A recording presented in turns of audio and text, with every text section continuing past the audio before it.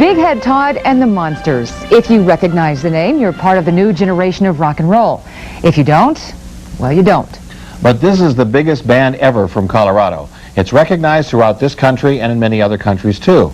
They're refreshingly honest and focused. And they rarely give interviews, but they did talk with Paula Woodward. Check, check, check. 1, 2, testing. Hello, check.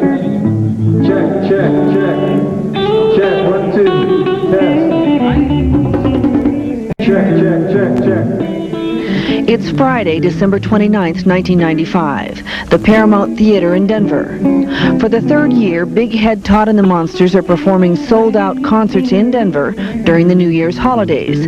They want to be home this time of year. Their fans want them here, too. Door number 1, main floor.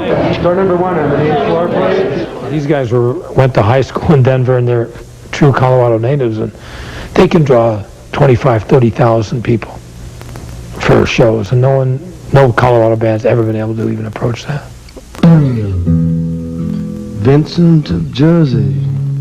Columbine High School, Rob Squires, bass, vocals.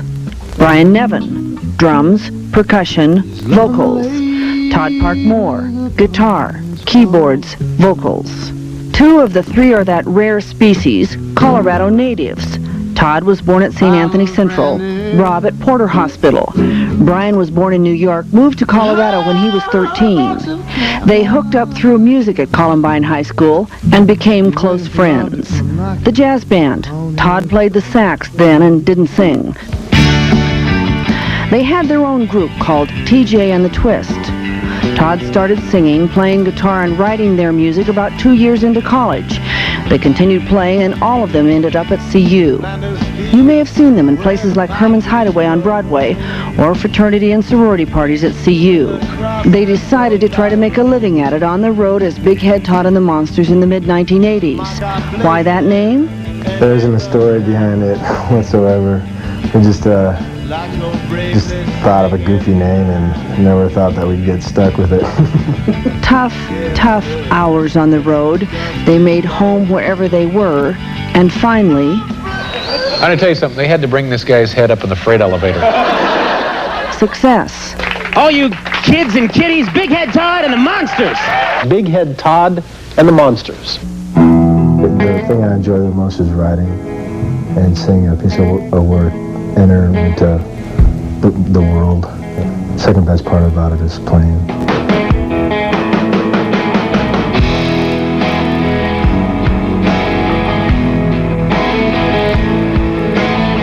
They know they're very lucky to make their living this way.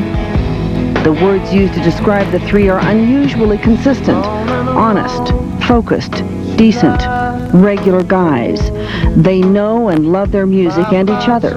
And the best insights into who they are seem to come in their own opinions of the other. The affection is evident. As a friend, he's one of my oldest and best friends. As a person, I think he's probably the cornerstone for the reason we've been as successful we have, the longevity. I would describe Rob as stable and forgiving.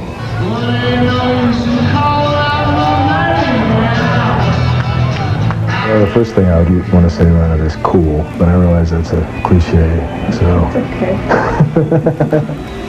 Brian is, he's kind of he smooths everything out, makes everything work.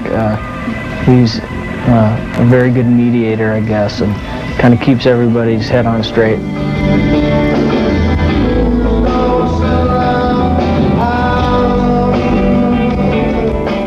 Todd always stood out because as good as everybody else was technically, they never had the soul, the passion he had. Todd is very artistic, very intelligent. He's a great writer, great player, and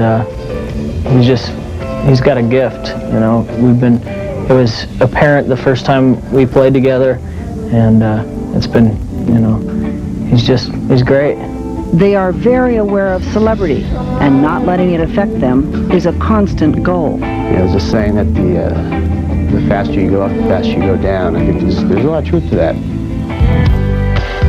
A little light looks through we don't want to change, you know. We're from Colorado, and you know, that's what we're about, and that's where we still live.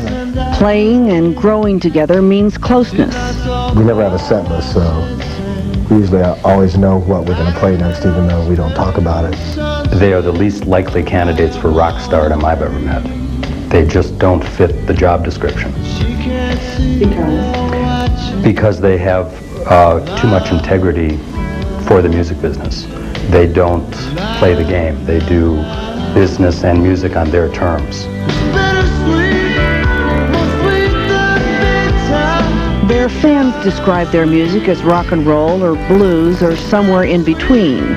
They describe it as rock and roll, blues, country, and soul. It is their version of what they see in life.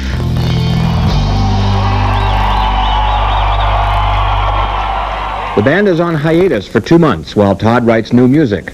They'll record for about 6 weeks starting in March. Their last Colorado concert series sold out in 20 minutes.